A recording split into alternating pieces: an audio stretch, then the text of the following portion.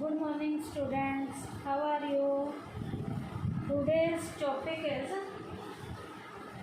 advantages of preference share. आज का हमारा टॉपिक क्या है? प्रेफरेंस शेयर्स के एडवांटेजेस हम करेंगे. ये एडवांटेजेस हम इन्वेस्टर पे भी करेंगे और ये एडवांटेजेस हम कंपनी पे भी करेंगे.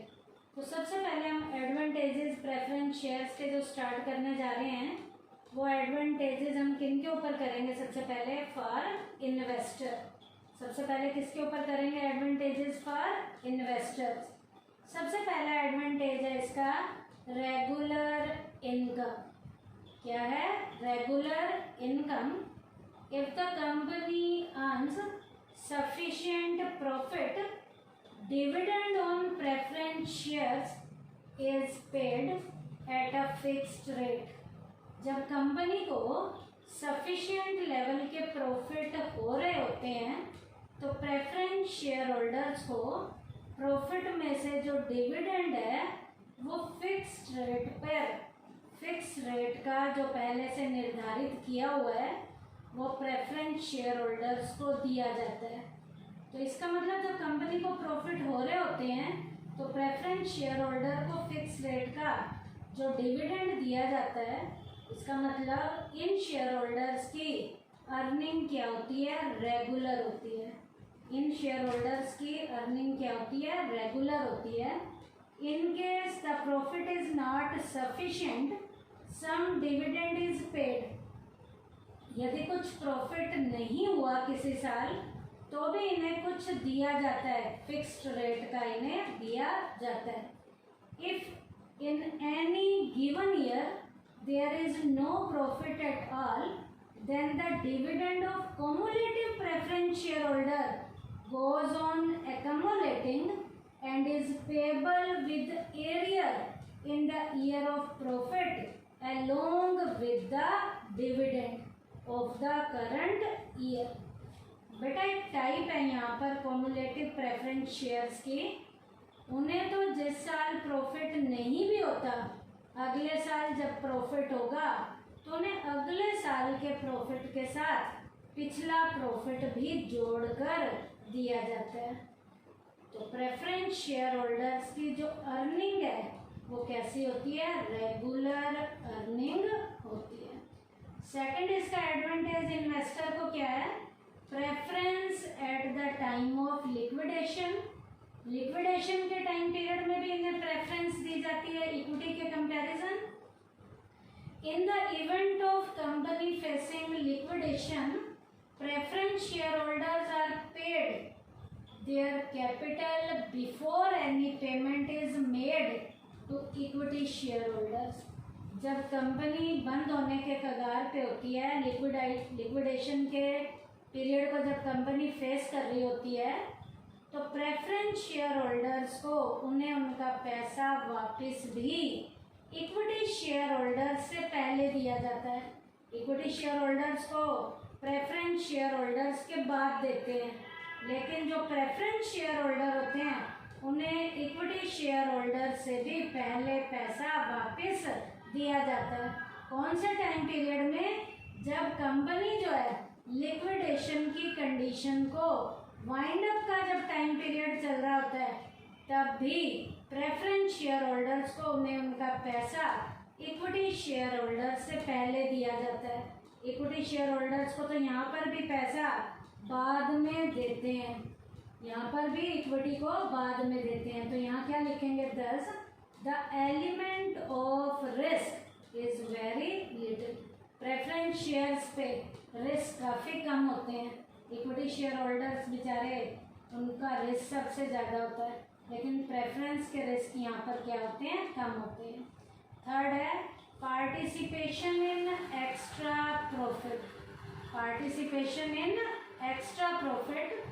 When the company earns large profit, it pays additional dividend on participating preference shares over and above the usual dividend at fixed rate.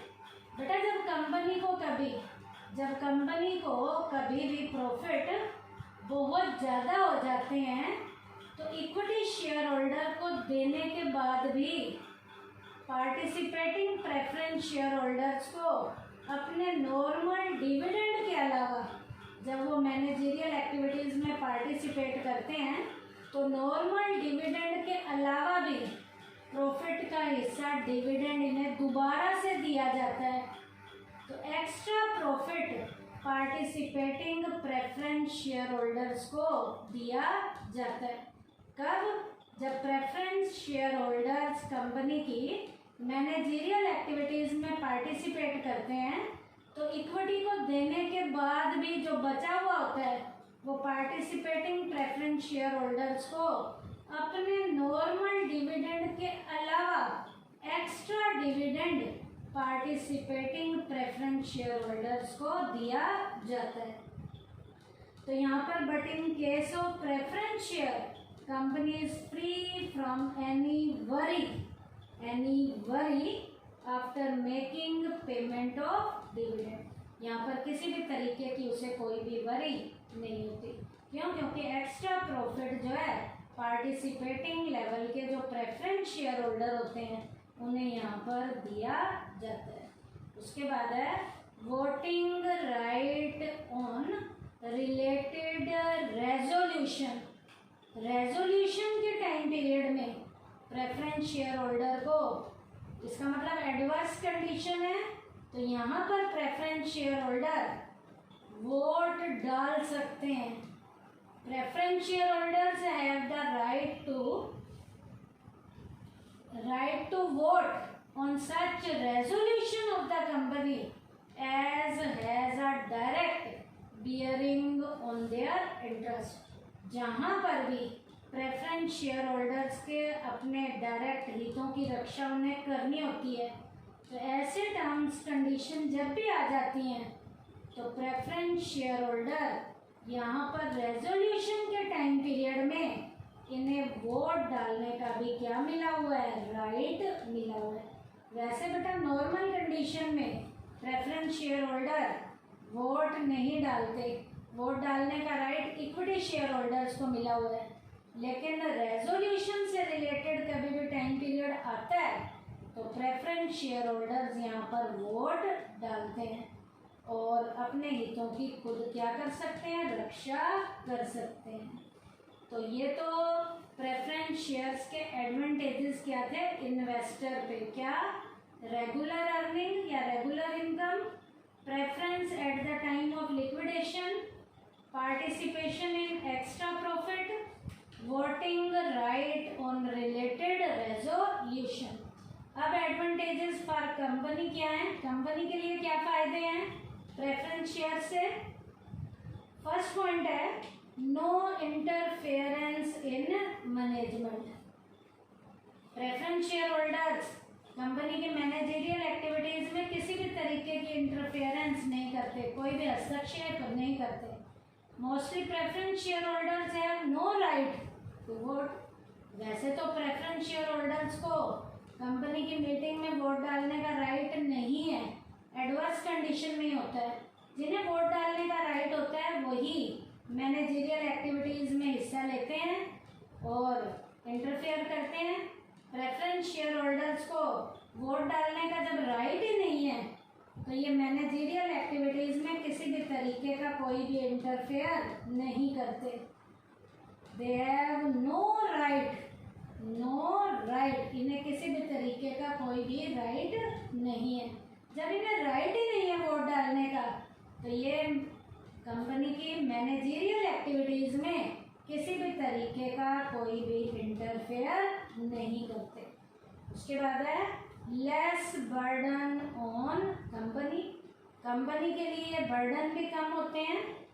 क्यों कंपनी के लिए बर्डन कम होते हैं? क्योंकि इक्विटी शेयर होल्डर ज़्यादा कंपनी से डिविडेंड की डिमांड करते हैं। ये कंपनी से ज़्यादा डिविडेंड की डिमांड भी नहीं करते हैं। इन्हें फिक्स रेट का डिविडेंड दिया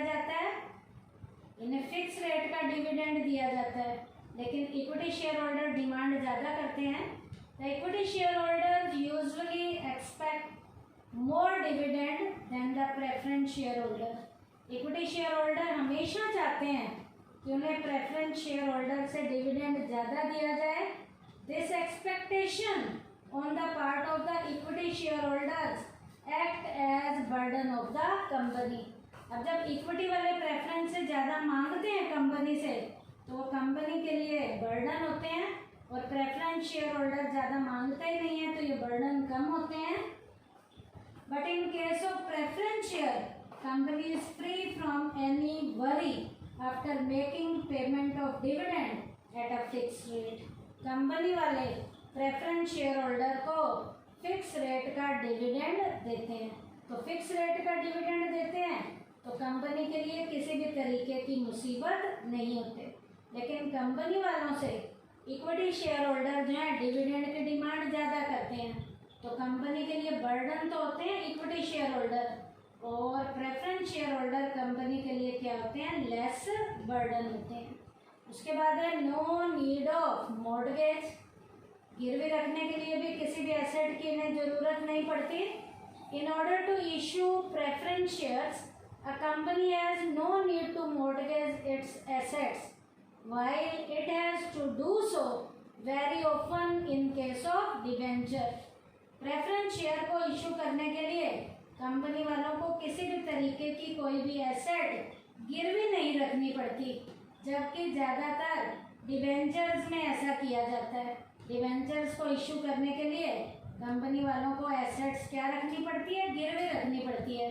लेकिन प्रेफरेंस शेयर को इशू करने के लिए कंपनी वालों को किसी भी तरीके की कोई भी एसेट जो है गिरवी नहीं रखनी पड़ती।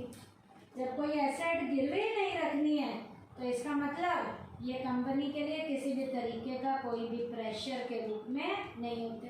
क्यों? क्योंकि इनको इशू करने के लिए कंपनी वालों को कोई भी एसेट्स जो है जमानत के रूप में गिरवी जो है नहीं रखनी पड़ती।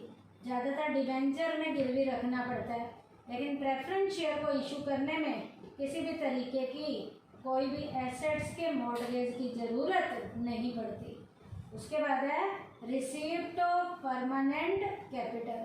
कंपनी वालों को परमानेंट कैपिटल मिल जाती है इसको इशू करने से। किसको छोड़कर? Except redeemable preference share, the company receive permanent capital by issuing preference share. Redeemable preference share को छोड़ दो, तो बाकी जितने भी प्रेफरेंस शेयर्स हैं इनको इशू करने से कंपनी को परमानेंट लेवल की कैपिटल मिल जाती है, जिस कैपिटल का कंपनी जो है सारी उम्र जो है उस कैपिटल का क्या करती है, यूज करती है। तो ये परमानेंट कैपिटल के रूप में रोल प्ले करती है ये कैपिटल, किसको छोड़कर? रिडीमेबल प्रेफरेंस शेयर को छोड़कर। In other words, the company is not supposed to repay capital during its lifetime। Redeemable को कंपनी को लाइफ टाइम पीरियड के अंदर देना पड़ता है वापस, लेकिन बाकी जितने भी प्रेफरेंस शेयर हैं उनका पैसा कंपनी सारी उम्र यूज़ करती है, कंपनी को वो पैसा लाइफ टाइम पीरियड में वापस नहीं देना पड़ता। उसके बाद है flexible capital structure. Preference shares का जो कैपिटल स्ट्रक्चर होता है वो फ्लेक्सिबल होता है कंपनी वालों के लिए। Bye issuing preference share the company makes it's capital structure flexible. Preference share को इशू करके कंपनी अपना कैपिटल वाला स्ट्रक्चर जो है फ्लेक्सिबल वाला बनाती है। कैसे वो फ्लेक्सिबल वाला अपना कैपिटल स्ट्रक्चर बनाती है? If at any given time the company has more capital it can make payment of redeemable preference share. जब उसके पास प्रॉपर पैसा होता है तो वो रिडीमेबल प्रेफरेंस शेयर को भी जो डिविडेंड की पेमेंट टाइमली कर देती है। तो इसका मतलब कंपनी प्रेफरेंस शेयर को इशू करके अपने कैपिटल स्ट्रक्चर में यदि कुछ चेंज भी करना चाहती है तो कर सकती है, क्योंकि प्रेफरेंस शेयर को इशू करते हुए कंपनी का जो कैपिटल स्ट्रक्चर होता है वो कैसा होता है? फ्लेक्सिबल। तो टाइमली उसे कुछ चेंज करना है तो उसमें चेंज भी किया जा सकता है। उसके बाद है benefit to equity share holders. Preference share को इशू करने के बाद कंपनी जो है इक्विटी शेयर होल्डर्स को भी बेनिफिट देती है। कैसे? Rate of dividend on the preference share is pre determined and it is not much. Preference share holder को कंपनी वाले प्री डिटरमाइंड रेट का डिविडेंड देते हैं, और वो डिविडेंड ज़्यादा भी नहीं होता। जब वो ज़्यादा नहीं होता तो इसका बेनिफिट किसको मिलेगा? वो बचा हुआ सारा प्रॉफिट किसके घर में जाएगा? इक्विटी शेयर होल्डर के घर में जाएगा। It's benefit to the equity share holder, इसका सारा का सारा बेनिफिट इक्विटी शेयर होल्डर को मिलता है। कैसे? Is that after making payment of dividend at a fixed rate to the preference share holder, the reminder amount of profit goes to them.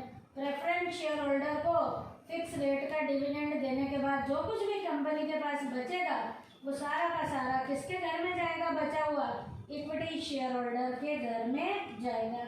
In this way the equity share holder receive dividend at a higher rate, जिसके कारण equity share holder को जो dividend है वो कैसे rate से दिया जाता है? हायर रेट से दिया जाता है। क्यों? क्योंकि प्रेफरेंस शेयर होल्डर को प्रॉफिट में से डिविडेंड प्री डिटरमाइंड रेट का दिया जाता है और ज़्यादा भी नहीं दिया जाता। इसका सीधा का सीधा बेनिफिट इक्विटी शेयर होल्डर को मिलता है कि जो बचा हुआ प्रॉफिट होगा वो सारा का सारा इक्विटी शेयर होल्डर के घर में जाएगा। इस तरीके से इक्विटी शेयर होल्डर्स को प्रॉफिट का शेयर जो है ज़्यादा मिल जाता है। तो ये बेनिफिट भी किसके कारण हुआ है? प्रेफरेंस शेयर होल्डर के कारण हुआ है। और ये किसको दिया जा रहा है? ये बेनिफिट प्रेफरेंस शेयर होल्डर के कारण इक्विटी शेयर होल्डर को दिया जा रहा है। तो ये पॉइंट क्या था? Benefit to equity share holder. तो आज के टॉपिक में बेटा हमने क्या किया? एडवांटेजेस ऑफ प्रेफरेंस शेयर्स में एडवांटेजेस फॉर पहले इन्वेस्टर किए हैं, वो पॉइंट क्या है? Regular income, preference at the time of liquidation, participation in extra profit, voting right on related resolution. उसके बाद एडवांटेजेस फॉर कंपनी किया है। इसके पॉइंट क्या क्या है? First, no interference in management. Second, less burden on company. Third, no need of mortgage. Next, receipt of permanent capital. Next, flexible capital structure. और last one is benefit to equity share holders. तो आज का topic हमारा था advantages of preference shares. Thank you बेटा।